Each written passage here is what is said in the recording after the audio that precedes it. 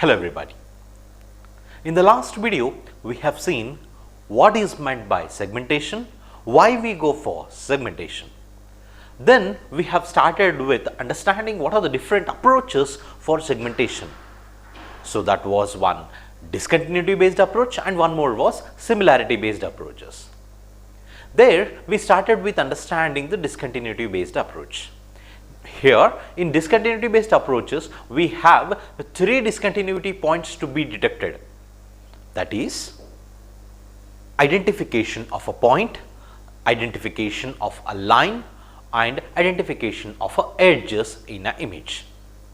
We have seen how to detect an isolated point in an image. We have seen with an example, and also we have learnt about the masking concept. How masking concept will help us to detect the isolated points in an image. There we have learnt about how to calculate the value of R, which is a response being given after you go for masking the image. We have a different mask operators. We will see one by one when and when required. Now we will continue our explanation or our discussion on discontinuity based approaches, that is detection of lines in an image.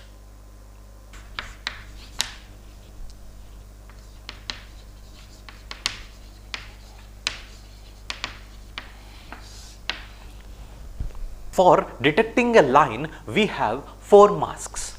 We are supposed to superimpose that mask onto an image and we can identify the lines in an image. Let us take an example first, then we will see how to detect that image with respect to detection of the lines within it. Okay, so we will see this. Assume that this is our image. Okay, inside this there is an image. Okay, in the image we have a lines.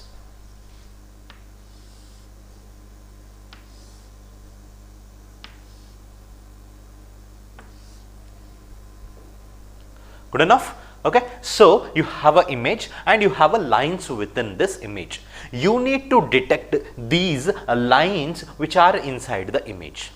So to do this, you have four masks as I already told. Okay, so now the point is, how can we create a mask, how can we design a mask so that it is going to detect the vertical lines, horizontal lines and the oblique lines as well. So to do this, we have the masks. The masks are represented like this now.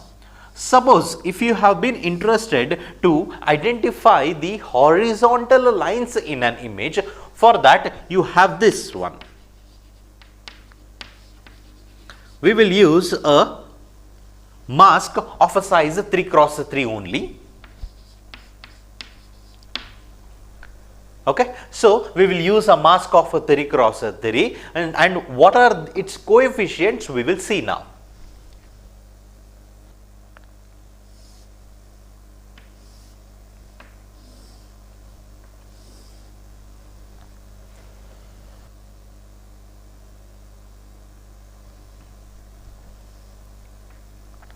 We are interested in a horizontal line detection.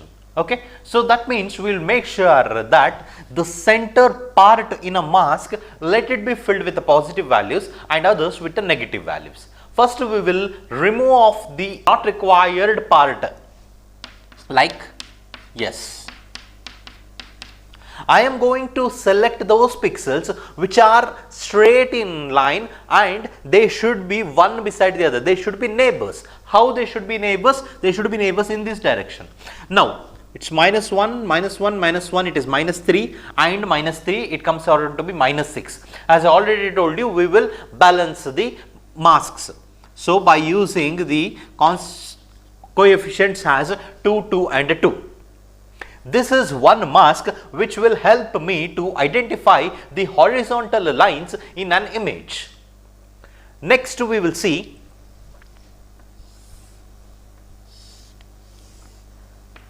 I can call it as a mask 1. Now we will see how I can identify the vertical lines, and that we will call it as a mask 2.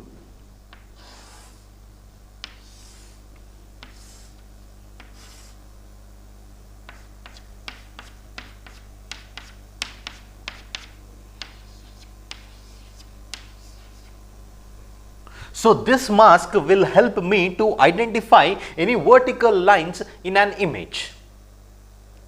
Now I am going to draw a third mask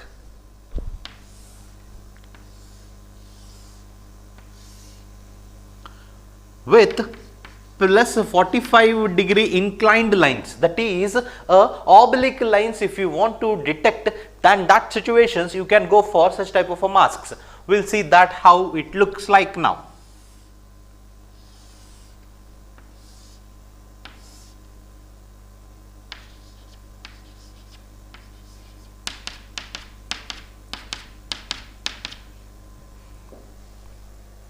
So this is one of the masks. I'll call it as mask 3, which is going to identify oblique lines in an image. So this is going to identify the lines which are at this direction, not this direction.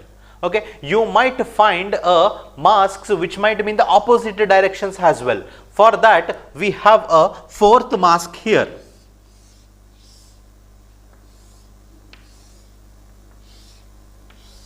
And the angle of it will be minus 45 degrees. We'll call it as a mask 4.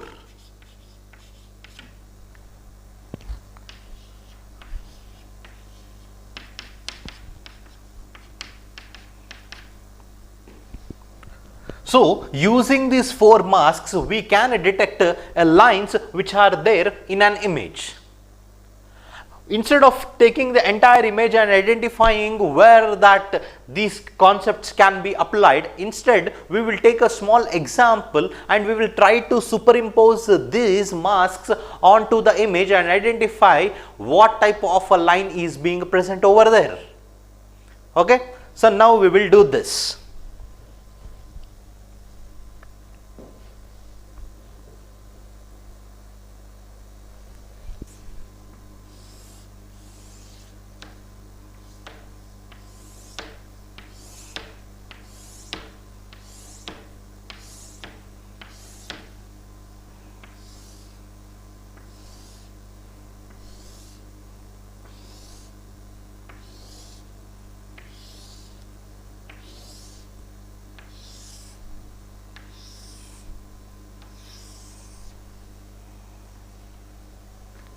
Now assume that I am going to give values within this which might be helping me to identify the horizontal lines, vertical lines as well as your oblique lines. How does it look like? Now observe, okay, if I am interested for identifying a horizontal lines, I will make sure, okay, let this be ones.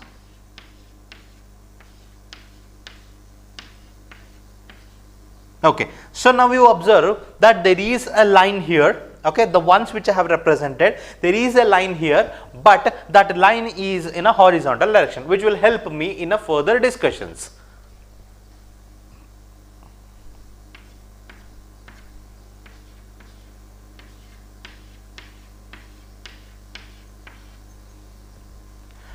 So this one will help me to get the minus 45 degree line. We'll see whether we can get it or not. We'll see that.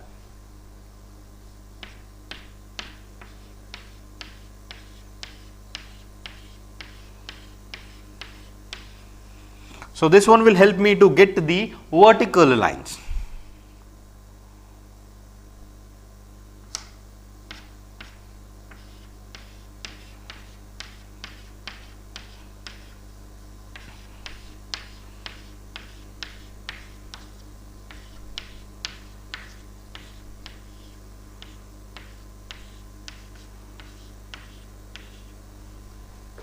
Fine. So I have made sure that the lines or the pixels which are in one pixel 1 means it is white in color. That means on a black background I have drawn a white lines. Okay, so this is your oblique directions. Yes, this one. This is horizontal. This is horizontal. This is vertical. This is vertical. This is oblique. This is oblique. Okay, so what I have done is on a black background I have drawn a white lines. I need to identify that now. So how I can do that? Now let me take this 4 masks. What I have to do now is I have to superimpose all these 4 masks onto an image. When I impose all these 4 masks onto the image, I am going to get the responses as I have got for a point detection also. Okay, so that responses from the this is the first mask, second mask, third mask, and the fourth mask you have. First mask, second mask, third, fourth, and whatever the mask you have, the responses being received from them, I will write it as R1, response 1, response 2, response 3, and response 4 from the 4 masks, whatever the value I get. And you know how to calculate the values. Okay, so take the first mask. I will take the first mask and I will superimpose here now. So when I superimpose there, okay, so I have superimposed here now. I don't know what type of a line is being present, or whether the line is present or not also I don't know. I have just superimposed this mask onto this. When I do that, you tell me what are the values I am going to get now.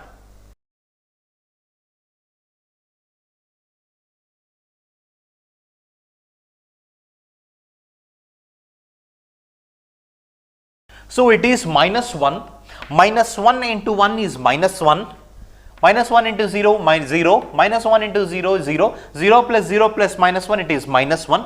Next 2 into 0 is 0, 2 into 1 is plus 2. So the values what you have got just now is minus 1, plus 2 and minus 1 for this one. Okay, see. So in this direction there are ones present, and all other directions there are zeros in an image. Okay, so in this direction means it is minus 1 plus 2. So it is total of value you are going to get R1 as 0. Clear? Yes. So after I superimpose here, I am going to multiply that, and you know the concept of responses. R is equal to W1 into Z1, where Z1 is the pixels within the image. I am going to multiply that, and I am going to do it for all the pixels. Wk, Zk, where k is the size of the matrix. If it is 3 by 3, I am going to go up to W9. You know the values. It is W0, W1, W2, W3, 4, 5, 6, 7, 8, 9. Like this, you have 9 values. I have to multiply with the Z value. Z value means the intensity values, whatever we have got there. Okay, so that is your responses. I have got it as a 0. Now I will take R2, that is mask 2, and I will superimpose on the same place. Okay, when I impose on the same place, now you tell me what are the values I am going to get. It says these values are going to be verified now. It is minus 1 plus 2 minus 1. Again it is coming out to be 0 there for R2. Fine. Now I will take mask 3 now. When I will take mask 3 and superimpose on it, these values will be under consideration. It is minus 1, minus 1, minus 2 and plus 2, it is again 0. These are not under consideration because if I superimpose that, it is going to multiply with 0, it becomes 0. Finally, the fourth mask I will take and I will superimpose on this. When I superimpose on this, it is in this direction. It is 2 plus 2 plus 2. It comes around to be 6. Now, it is very much clear for me to identify what type of a line is being present after these 4 superimposes. So, the condition goes something like this. Okay. So, if you have 2 masks, ith mask and jth mask, you have taken ith mask and jth mask. Suppose if you have that magnitude of the ith mask, if it is greater than the magnitude of the jth mask for all values of j not equal to I, then we tell that mask Ri, the corresponding mask, there is a point being associated with that line. There is a point that is being associated with that line with respect to Ri, that is with respect to the ith mask. How it is? Now you see. Okay, let me take a I value 0 and j value has 1. Has already told j not equal to I. You have 4 masks. I will take I value as 1, j value has 2 now. Okay, R1 is greater than R2?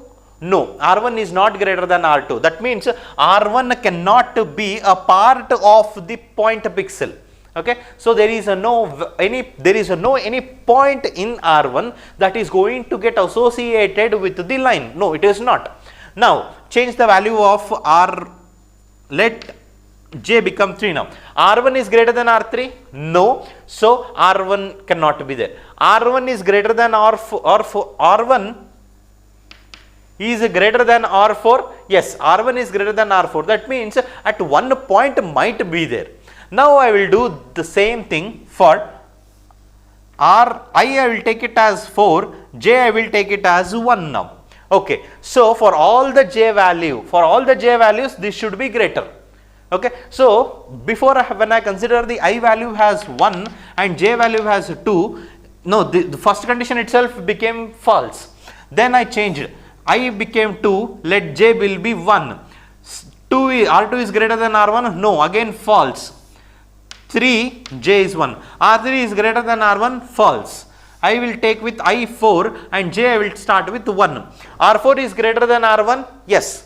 R4 is greater than R2? Yes. R4 is greater than R3? Yes. That means for all the j values not equal to I, that Ri should be greater than Rj. Yes, this Ri whatever we have received, I is equal to 4, R4. R4 is greater than all the values of j other than that I value. So then if I look into this, yes, there is a points which are getting associated with the line, and the line what we have received is a oblique line. This is how a line is to be detected. We will take one more now. We will take this. Okay, instead of going there, I would like to select a point here now.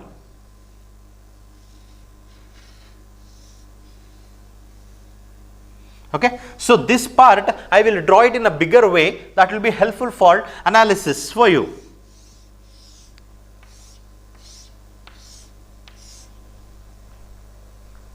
It's 0, 0, 0, 0, 0, 0, it's 1, 0, 1. Okay, now I am going to take these 4 masks and I will start imposing on this and identify whether there is a line being present. Let me do this now for all the values. Now I have to calculate separately your R values, responses being received from the masks. Okay, so now the first mask, if superimpose on this value and this value is plus, all other values are 0. So it is minus 2. R1 is coming out to be minus 2 for us. Next, we will take the second mask and superimpose on this only these two. Again it is minus 2. R3, this one I will superimpose on this. It is plus 2 and minus 1. It is coming out to be plus 1. Next, R4, it is plus 1 again. Okay, now I will start applying my rule of Ri, modulus of Ri should be greater than Rj, such that for all the values of j. If I take a mod of this is 2, this is 2, this is 1 and this is 1. After I take a modulus operation. Now I will start applying this formula. I is 1, j is 2. Okay, 1 is greater than 2? No, it is not.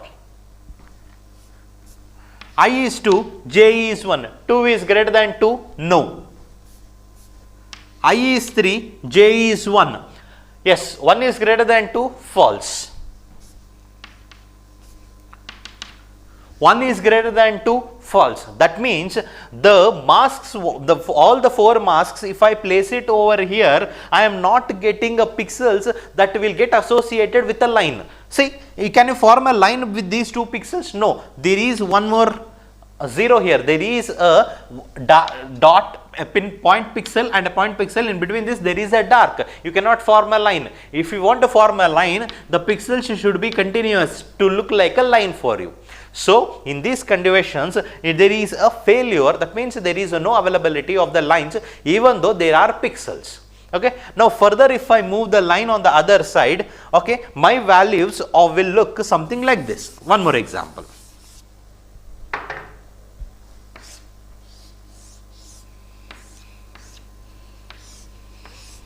Okay. So you have 3 ones which are in oblique direction, all others are 0. Okay, now directly we can superimpose. So if I superimpose this, no, this superimpose, no. Okay, if I superimpose this, I am going to get the highest value, that is the 6, compared to that of all other 3 masks. So we can tell that these pixels are associated with this line of plus 45 degrees. In this way, the 4 masks whatever you have seen will help us to identify the lines or detect the lines in an image. After doing with the detection of the points and detection of the lines, we will continue with detection of edges. Okay. In today's video, we will give you an idea of how edge detection can be performed. So we will start with edge detection.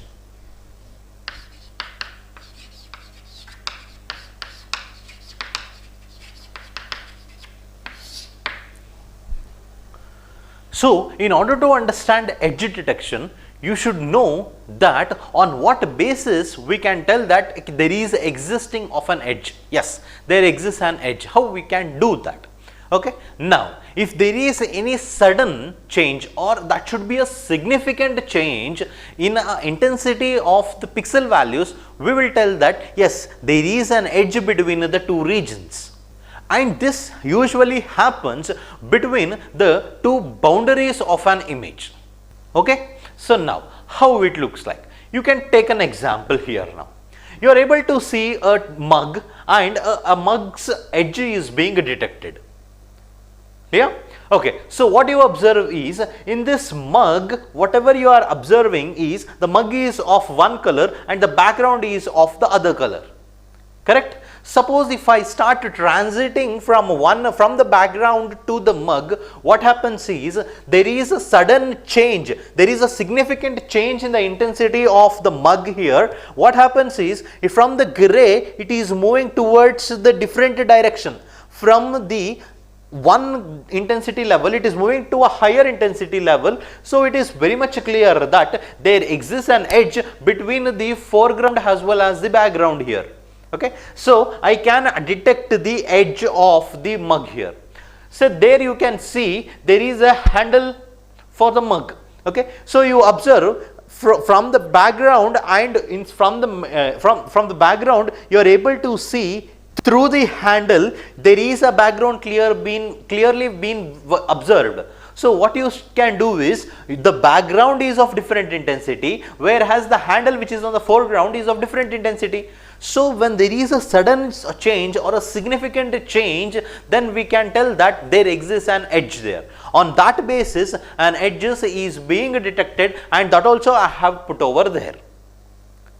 Clear enough? Okay. So this is a real world example of identifying the edges. Why we should go for identifying the edges?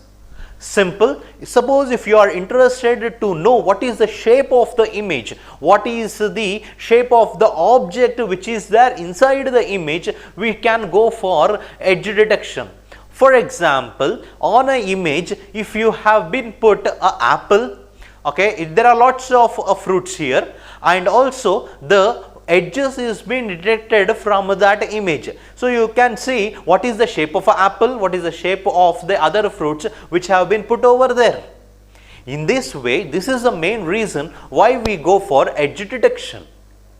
And we have already given you an idea that after you go for edge detection, we can go for segmentation. After segmentation, what are its uses? We have already discussed that. How it is? That is with respect to identifying the segments in an image that will helpful for the further analysis and understanding what is the information for further machine vision applications. In order to understand the edge detection, we should first know what are the different edge models we can see in our day-to-day activities. Firstly, we will see a step edge images.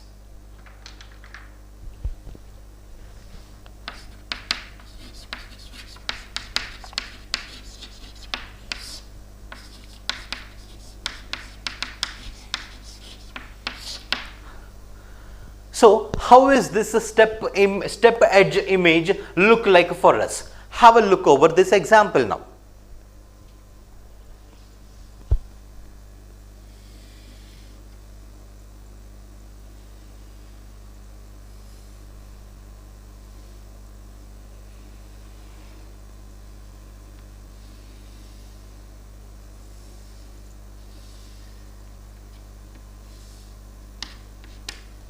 In this example, there is an image, okay. In that image, you have two different intensities, okay. As I already told, if I start moving in this direction, yes, the intensity is same. If I move further, the intensity remains the same. Suddenly, the intensity is changing, correct? You are observing is that there is also a significant difference between the white part as well as the black part.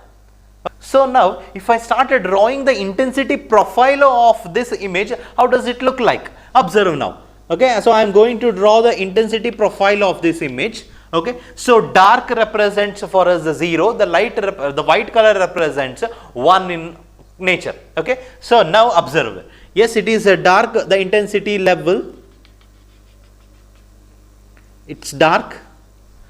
Suddenly there is a changing it to white. Yes, so this looks like a step now. Yes, so that's the reason we name it as a step edge model. Okay, so such type of images where there is a abrupt change, sudden changes, significantly you can observe that such type of images we will call it as such type of models we will call it as a step edge model. Okay, so one more you have, that is a ramp edge model.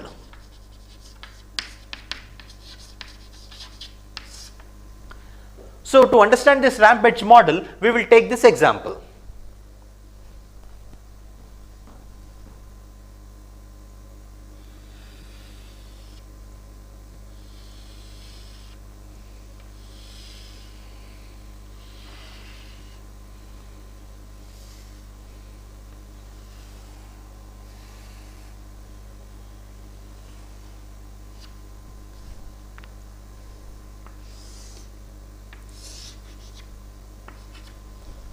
So what you observe from this example is, see, observe initially the image is very dark enough. When I start moving towards this direction, when I move towards this direction, you observe that the intensity profile of this edge model is becoming lighter and becomes totally white in color. Okay, if I started drawing the image for this, you look something like this. It is dark. It is moving towards white here. At this point, it is totally becoming white and it is remaining same. Right? Okay. So initially it is totally dark. If I move in this direction, this is the intensity profile I have drawn. It is becoming lighter. It is moving towards white and finally it becomes white in color. Okay, so this type of the image, edge model, if you observe, such type of intensity profile, such type of intensity profile comes under ramp edge model. You have one more, that is roof edge model. Have a look over this.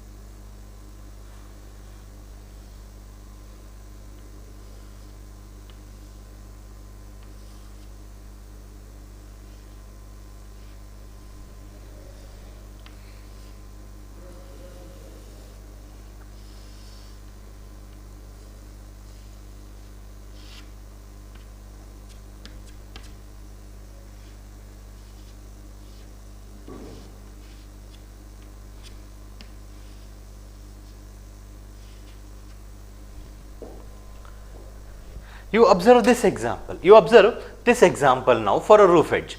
Now you observe, if I started drawing the intensity profile of this, how does it look like? So it is totally dark initially.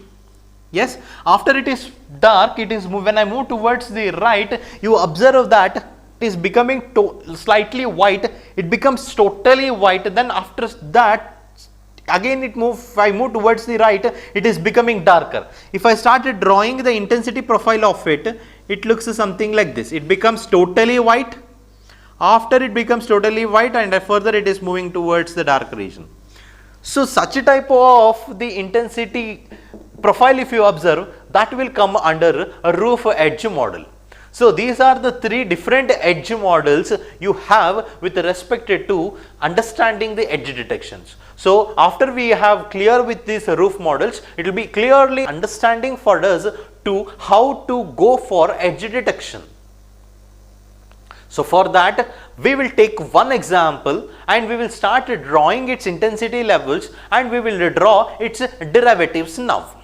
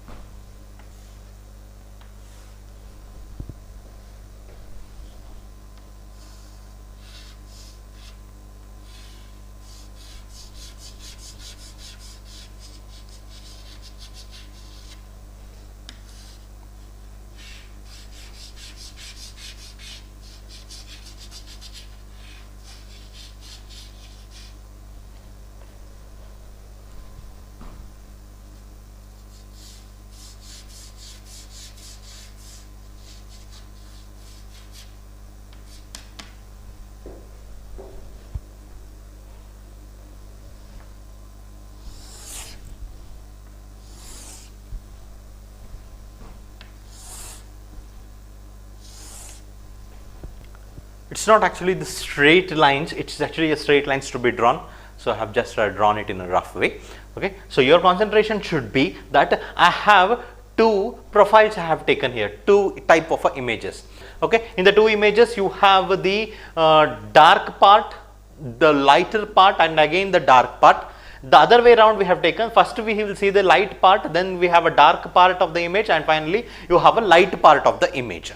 Okay, so this will help me to draw the intensity profiles now. Okay, so first what I'll do is, first we will draw the intensity profiles.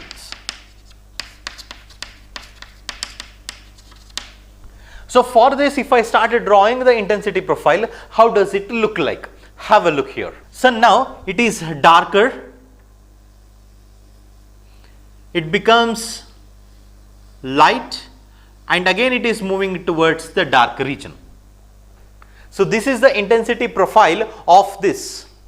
So this is the intensity profile of this image. The same thing we will do it here, but it is in the reverse way. Firstly it is light in color, then it moves towards the dark image, and finally it moves towards the light part of the image. So I will just like to highlight this first for your visual.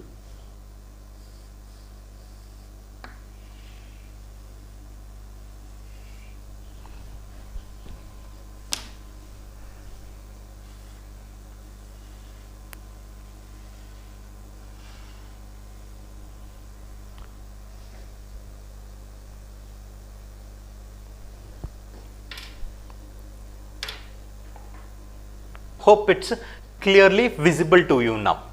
So you might ask a question that why there is no a sudden change. Actually from a dark part it should go to the light duration suddenly, right? Why this is going to happen? Here you are observing a gradual transition, correct? This gradual transition is due to sampling and quantization.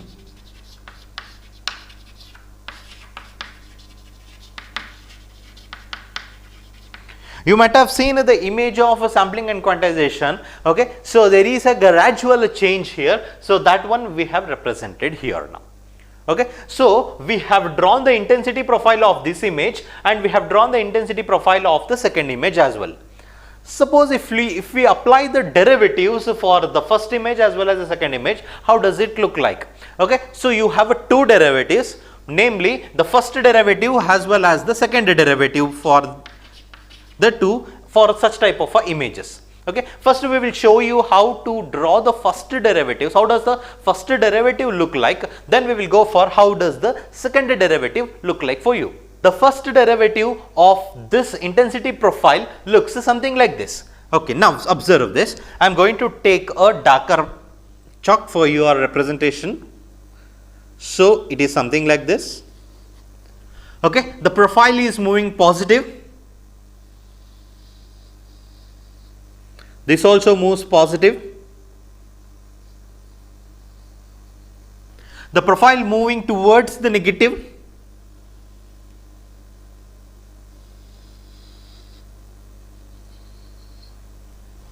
So this is the first derivative profile looking like. Okay, so first profile transition intensity profile, whatever you have observed gradual transition, for that if you apply the derivative, it looks something like this. Hope it is been clearly visible to you. Next, after this, I will same first derivative I will apply for this as well. Have a look how does it view for you now. Okay, so now as I already told, initially I will be here. It is moving towards negative. So my derivative also move towards the negative. Then it will remain here.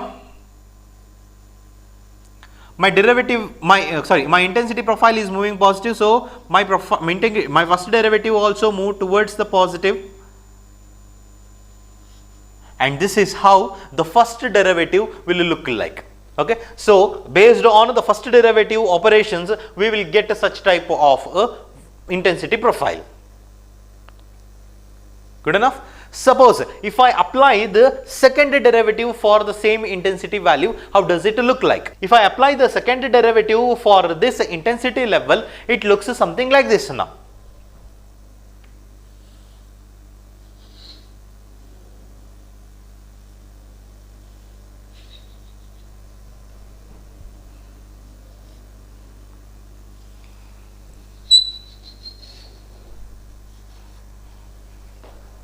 So after I apply the second derivative, the intensity profile will look something like this. One more. The same thing if I do it here now, how does it look like?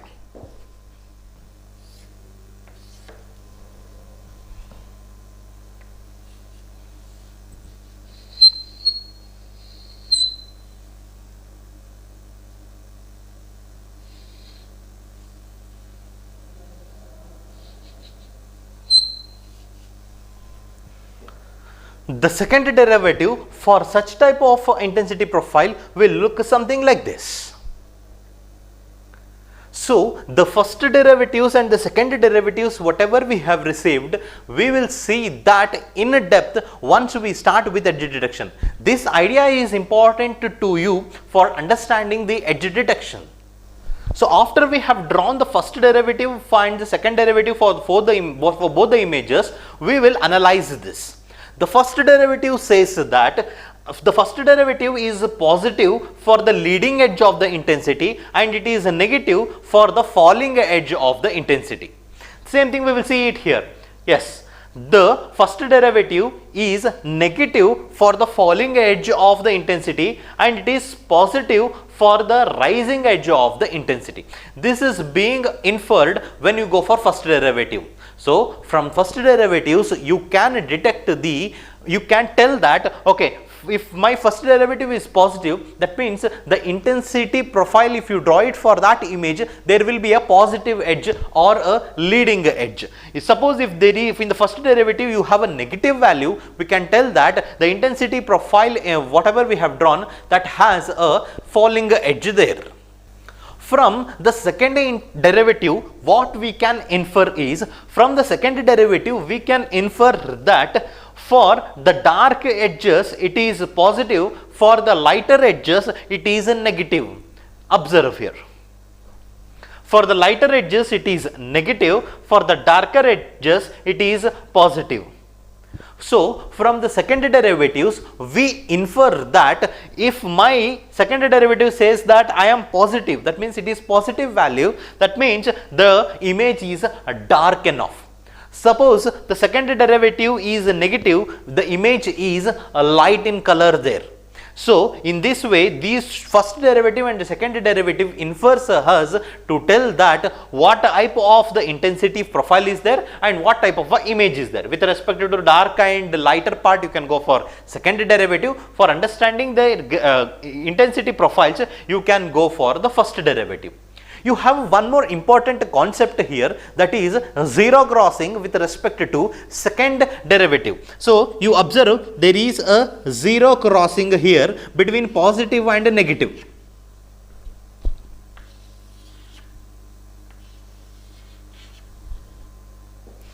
The intensity profiles with respect to the second derivative, you observe that there is a zero crossing here.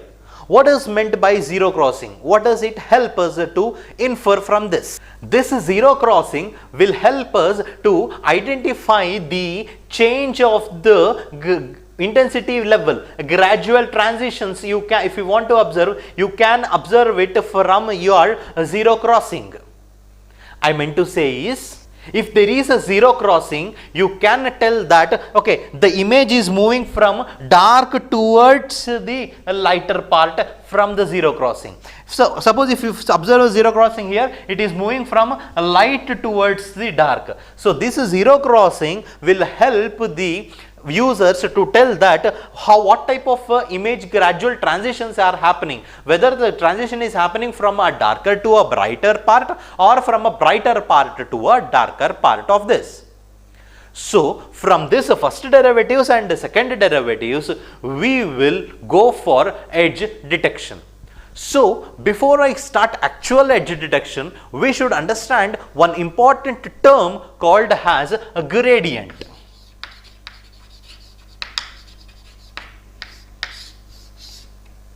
So, with the understanding of the gradient, we will continue with the edge detection in the coming video.